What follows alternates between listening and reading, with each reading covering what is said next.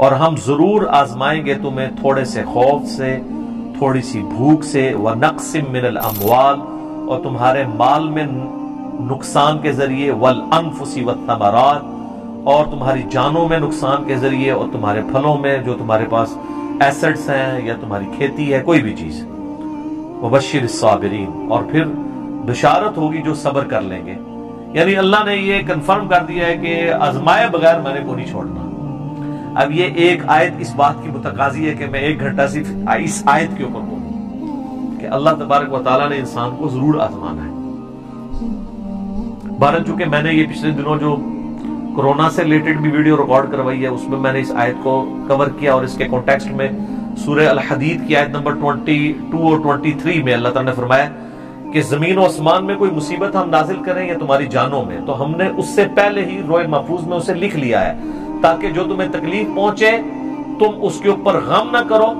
اور جو تمہیں اللہ کی طرف سے اچھائی ملے اس کے اوپر شیخی نہ بگاڑو۔ اللہ کو شیخی بگاڑنے والے پسند نہیں ہے۔ تو یہ ہمارا ٹیسٹ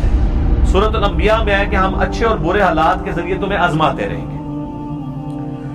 لیکن ہمارے لیے یہ ہے کہ صبر کرنا ہے۔ مبشر الصابرین بشارت ہے صبر والوں کے لیے۔ الذین اذا اصابتهم مصیبہ وہ لوگ ایسے ہیں کہ جب انہیں کوئی مصیبت پہنچتی ہے، قالوا انا للہ وانا الیہ راجعون، ان کا یہ ایٹیٹیوڈ ہوتا ہے کہ یار ہم بھی تو اللہ کی طرف سے آئے تھے، ہم نے بھی مر کے اللہ کے پاس جانا ہے، ہم نے خود ہی مر جانا ہے، تو یہ جو تکلیف ہمارے پاس آئی تھی زیادہ زیادہ ہمیں موت ہی دے سکتی ہے نا، تکلیف بھی اللہ کے پاس چلی جائے گی تو ہم نے بھی تو ایک نہ ایک دن اللہ کے پاس چلے ہی جانا ہے۔ کتنی زبردست دعا ہے کہ موت ہر چیز کا اینڈ کر دے۔ وہ جب جادوگروں کو فرعون نے کہا نا میں تمہیں سولی لٹکا دوں گا، مخالف سے ان کے ہاتھ پاؤں کٹوا دوں گا، تو قرآن میں آتا ہے انہوں نے کہا تھا کہ تو جو کچھ کرے گا اس دنیا کی زندگی میں کر سکتا ہے نا، آخرت جا کے تو نہیں برباد سے کر سکتا نا ہماری، زیادہ مار دے گا نا، تو مرنا تم نے ویسے بھی ہے، کیا تیری بات مان لیں تو پھر نہیں مریں گے، مرنا تو ہے ہی۔ اولئک علیہم صلوات من ربہم، اللہ اکبر، اللہ کہہ رہا ہے ایسے لوگ ہیں جن پر اللہ تعالیٰ بھی درود بھیجتا ہے، اللہ کی رحمتیں ہیں ایسے لوگوں پہ، ورحمہ اور رحمت، واولئک هم المہتدون اور یہی وہ لوگ ہیں جو اصل میں سیدھے راستے کے اوپر ہیں، ہدایت کے اوپر ہیں۔ کون سے لوگ؟ جن کا یہ ایٹیچیوڈ ہے کہ کوئی تکلیف جان مال میں پہنچے وہ کہ جو اللہ کی مرضی۔ اس اعتبار سے ایک حدیث ہے، اب یہ مسئلہ تقدیر سے ریلیٹڈ ہے، مسئلہ تقدیر خود اتنا بڑا ٹاپک ہے کہ میں نے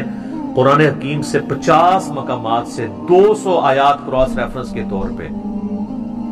4 لیکچرز میں کور کیے ہیں۔ مسئلہ 103 104 ABC مسئلہ تقدیر کے اوپر، یہ آیات بھی اس میں کور کی تھی، تمام اس طرح کی جو کریٹیکل آیات ہیں وہ کور کی ہیں۔ پھر بخاری مسلم میں درجنوں احادیث ہیں تقدیر کے اوپر، اور اس میں ایک حدیث سب کو کنکلوڈ کرتی ہے،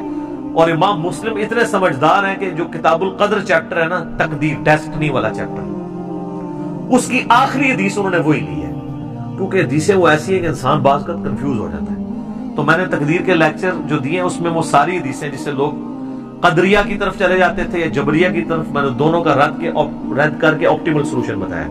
وہ مسلم شریف کی حدیث بڑی زبردست ہے۔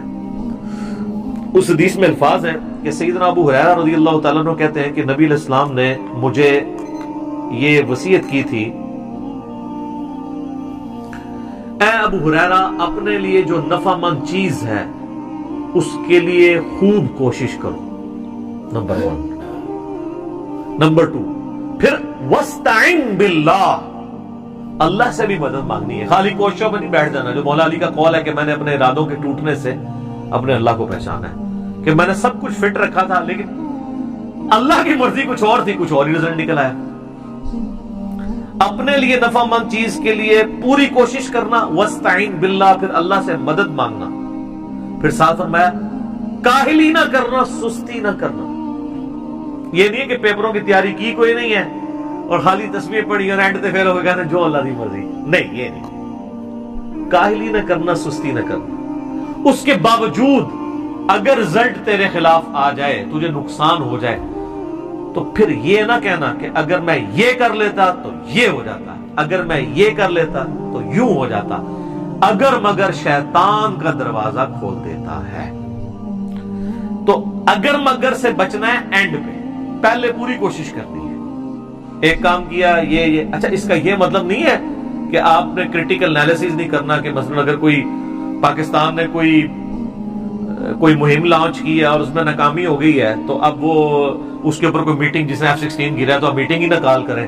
وہ کریں گے مستقبل میں بچنے کے لیے، وہ علیحدہ چیز ہے، اس پہ آپ صبر کریں گے۔ مستقبل کی تو اسٹریٹجی بنانی ہے، جو بخاری مسلم حدیث ہے، مومن ایک سوراخ سے 2 بار نہیں ڈسا جاتا، تو دوسری بار اسی لیے نہیں ڈسا جاتا کہ وہ انالائز کرتا ہے یار میں نے پہلے بھی کام پہ ہوں دوبارہ نہ پہ جائے، وہ ایک علیحدہ چیز ہے، اس کو اس سے مکس نہیں کرنی۔ جو نقصان ہوا اس پہ کہنا ہے جو اللہ کی مرضی، کیونکہ سورۃ الحدید کیا ہے نمبر 22 اور 23 ہے کہ اللہ تعالیٰ نے تمہارے نصیب میں چیز لکھی ہے جو تمہیں پہنچنے والی ہے،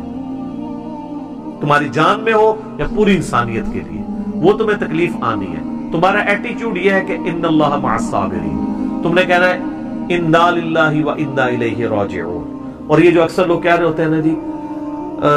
اب کیسے ہم فرق کریں کہ یہ اللہ کی طرف سے جو مصیبت آئی ہے یہ آزمائش ہے یا عذاب ہے؟ بڑا آسان طریقہ ہے، اگر تواڈے فرقے والے تے آئی ہے تے آزمائش ہے، دوسرے تے آئی ہے تے عذاب ہے۔ ہاں ازری کہانیاں کراتے ہیں نا، جنید جمشید صاحب اگر شہید ہو جاتے ہیں تو کہتے ہیں وہ عذاب میں مارا گیا، پھر ان کو وہ حدیث بھی بھول جاتی ہے کہ میری امت میں جو بندہ آگ میں جل کے مرے، پانی میں ڈوبنے سے مرے، پیٹ درد سے مرے، وہ جنتی ہے، ٹھیک ہے، وہ شہید ہے، طاعون کے مرض سے مرے، وہ بخاری مسلم کی حدیث بھول جائے گی۔ ہاں اپنا کوئی جل جائے گا تو ٹھیک ہے، اپنا کو پھانسی چڑھ کے گورنمنٹ کی طرف سے تو شہید ہے، تو یہ کرائٹیریا ہے۔ اس میں مولا علی کی طرف بھی ایک منسوب کرتے ہیں کال، جھوٹا کال ہے کہ اگر تم تکلیف آنے کے بعد اللہ کی طرف متوجہ ہو جاؤ تو سمجھ لو یہ آزمائش ہے، اور اگر اللہ سے بے پرواہ ہو جاؤ تو یہ عذاب ہے۔ تو مسلمان جو بھی ہے وہ اللہ کی طرف لوٹتا ہے۔ بڑے بڑے باغی لوگ آپ یہ دیکھ لیں گھروں میں بیٹھے ہوئے ہیں، تو ہماری تو ویورشپ بڑھ گئی ہے اس کی وجہ سے،